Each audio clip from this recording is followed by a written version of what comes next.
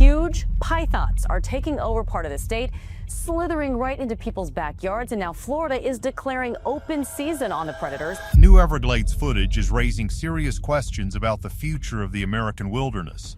This fresh trail camera clip from the swamp shows a massive change that millions of dollars in gear never produced. Something has shifted deep inside the muck, and scientists are staring at the screens in total disbelief. The South Florida Water Management District is paying $8.10 an hour to hunt the slithering creatures.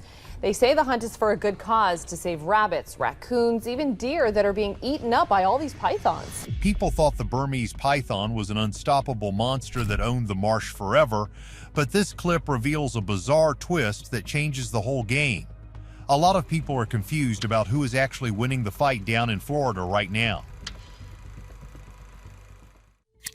Secret War of Grass. The Everglades was never just a regular swamp. That is the first mistake a lot of people make when they look at a map of South Florida. See, it is actually a massive, slow-moving river of grass. This giant ecosystem covers over 1,500,000 acres of subtropical wilderness, starting all the way up near Lake Okeechobee and slowly flowing south across the flat limestone bedrock until it reaches Florida Bay.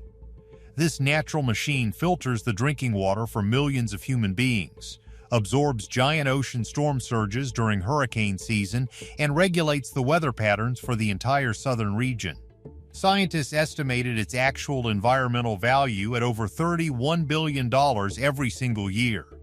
That massive number does not come from tourism or park entry tickets, but from what the land actually does for the planet for free. The natural flood protection, the underground aquifer recharge, and the biological complexity took thousands of years to build from scratch. Life inside this giant river was staggering before everything changed. Massive flocks of wading birds like herons, egrets, and ibises used to darken the sky over the sharp sawgrass prairies.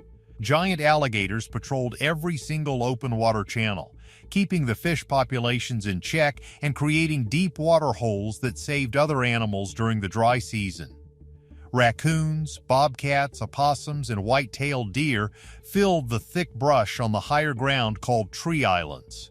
The food web ran deep, layered, and completely self-sustaining for countless centuries. This whole system had been running perfectly without any outside interruption since before human memory. Then, the sky turned completely black. In August of 1992, Hurricane Andrew made landfall in southern Florida as a Category 5 monster. Winds were screaming across the flat landscape at over 165 miles per hour. Entire human neighborhoods were flattened into toothpicks in less than an hour. Among the total wreckage, a private exotic reptile breeding facility near the city of Miami was completely ripped apart by the severe storm. When the dangerous winds finally died down, an unknown number of baby Burmese pythons had slipped out into the wet marshes and vanished into the dark water. But here is the catch. The giant hurricane was not the only problem. It was not even the main one. Throughout the 1990s, Burmese pythons became the ultimate exotic pet of the moment. People bought them at local reptile expos for $20. They were imported by the tens of thousands from Southeast Asia. They were small enough to hold in one hand and cool enough to brag about to friends. What those pet owners did not think about was what happens next. Those snakes do not stay small for long. A snake that fits in the palm of your hand turns into a 10-foot, 50-pound predator in just a few short years. Overwhelmed pet owners did the only thing they could think of when the animal got too big for its glass living room tank and started eating jumbo frozen rats. They drove right to the edge of the public highway known as the Tamiami Trail and let them slip into the tall grass. They told themselves they were setting the animals free into nature. What they were actually doing was loading a dangerous biological weapon into the most vulnerable ecosystem in North America and walking away. For years, nobody paid any real attention to what was happening in the mud. The pythons moved quietly through the thick green sawgrass, totally invisible, multiplying in the humid shadows. The Everglades turned out to be a perfect storm of opportunity for them. The extreme heat, the high humidity, and the endless supply of native animals created an absolute paradise for an invader. The local creatures had spent thousands of years evolving with zero experience dealing with a 40-pound ambush predator. These giant snakes could hold their breath underwater for 30 minutes, waiting for an animal to come down for a drink. They could detect the exact body heat of a warm-blooded mammal in total darkness using special pits on their faces. The Burmese python is basically an engineering masterpiece of pure destruction. Their patterned scales provide near-perfect camouflage against dead leaves and murky swamp water. Heat-sensing pits along their lower jaws read thermal signatures from several feet away. A raccoon moving through the dark brush has absolutely no idea a snake is sitting there until the jaws snap shut. The physical biology of the python makes it an unstoppable eating machine. Their lower jaws are not fused together in the front, and they have a special quadrate bone in the back of their skull that works like a double hinge. This allows the snake to open its mouth incredibly wide, walking its jaws over an animal much larger than its own head. Once the animal is swallowed whole, the snake's internal organs go to work. The heart and liver actually grow in physical size to help pump blood and create energy for digestion. The stomach acid drops to a highly corrosive level, dissolving bones, hooves, and teeth in a matter of days.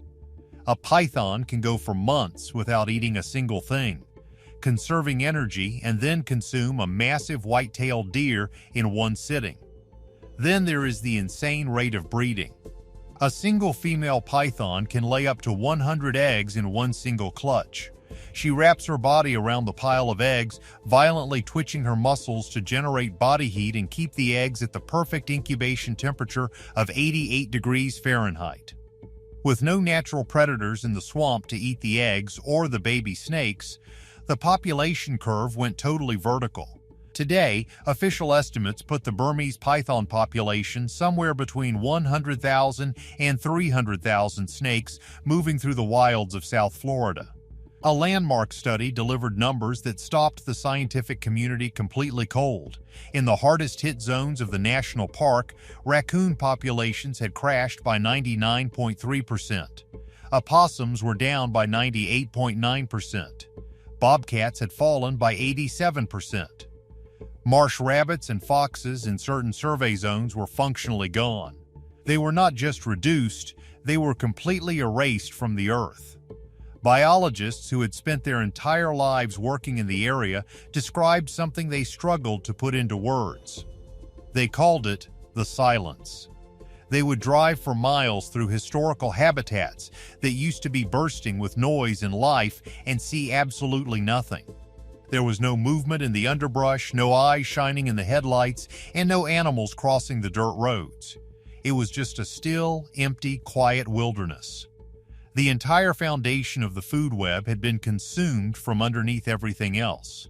A hidden shift in python behavior is completely changing how these animals escape our traps. Collapse from within.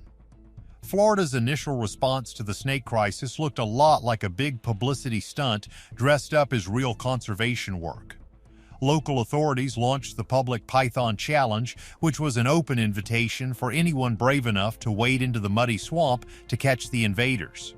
They offered big cash prizes, hourly wages, and an annual media spectacle to draw crowds from all over the country. Thousands of people signed up, thinking it would be an easy hunt. They soon realized the reality of the deep swamp. The hunters faced 90-degree heat, 99% humidity, swarms of aggressive mosquitoes, and sawgrass blades that slice through regular clothing like a razor. Walking through the muck is exhausting, pulling at your boots with every single step. Yet, by the year 24, the total haul for the entire public event was just 195 pythons. The math behind the hunt was absolutely brutal. Removing 200 snakes from a total population of 300,000 is like trying to drain the Atlantic Ocean with a tiny soup ladle. Since 2017, professional paid bounty hunters have removed over 23,000 snakes total, which is still probably less than 5% of the actual population. High-tech solutions were brought in, but the environment defeated them all. Thermal drones failed completely because pythons are cold-blooded animals. Infrared cameras rely on temperature contrast to see a target, but when the swamp water is exactly the same temperature as the snake's skin, the animal is completely invisible on the screen. Robot decoy rabbits failed because ambush predators do not chase mechanical toys. Robot bunnies are being deployed in the Everglades to help control the exploding population of Burmese pythons. The high-tech bunnies move and smell like marsh rabbits. They wait for real biological signatures. The tracking program using radio tag snakes, known as the Judas Snake Project, involves surgically implanting a tracking device inside a male python. The male is released back into the wild, and researchers follow his radio signal during the winter breeding season, hoping he leads them to a massive mating ball with one giant female and several other males. This method actually works, but it scales nowhere near fast enough to stop the massive spread of the species. So here is the deal.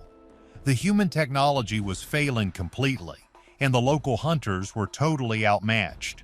Florida had brought a tiny knife to a very large gunfight. But then, field research teams started reporting something that did not fit any existing computer model. The pythons were actually getting smarter. Traps that worked perfectly 1 month stopped working entirely the next. Hunters returning to historical hotspots found absolutely nothing. It was not because the snakes were gone, but because they had moved deep away from the levees where humans usually walk. They pushed into deep, swampy terrain that is nearly impossible for a human to navigate on foot or even reach with an airboat. Scientists documented this clear shift in python movement patterns across multiple consecutive field seasons. The snakes were not avoiding the human hunters randomly. They were consistently relocating their nests away from human activity corridors. Whether this is behavioral learning happening within individual long-lived animals, or natural selection quietly eliminating the careless snakes that bask on the dirt roads and leaving only the smartest ones to breed, either answer means the exact same thing. An apex predator that was already almost impossible to spot was becoming even better at disappearing on its own. Without anyone teaching them, these animals were adapting to the human pressure in real time. But the real shocker was something completely invisible to the naked eye. While researchers were watching python numbers hold steady or climb, something microscopic was moving through the wetlands completely undetected. It had arrived inside the bodies of the original invaders, spreading quietly for years, and it was about to rewrite the ecological story of South Florida from the inside out. Its scientific name is Raleigh orientalis, but most people just call it the snake lungworm.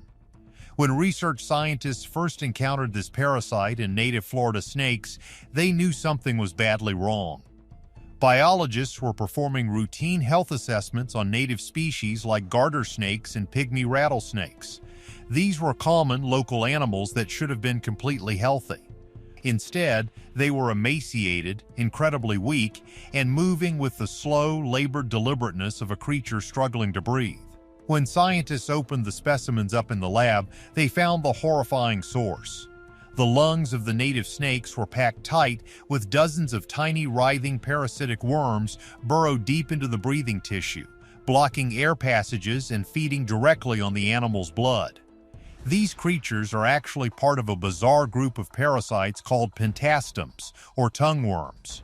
Despite looking like tiny worms, they are technically closely related to crustaceans like crabs and shrimp, but they evolved over millions of years to live entirely inside the respiratory tracts of reptiles and amphibians. What the biologists were looking at was not a small local outbreak.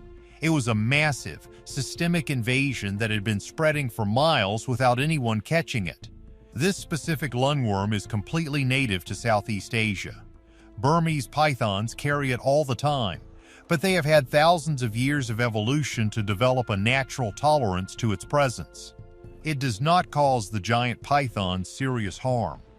But for a native North American snake, the parasite is an absolute death sentence.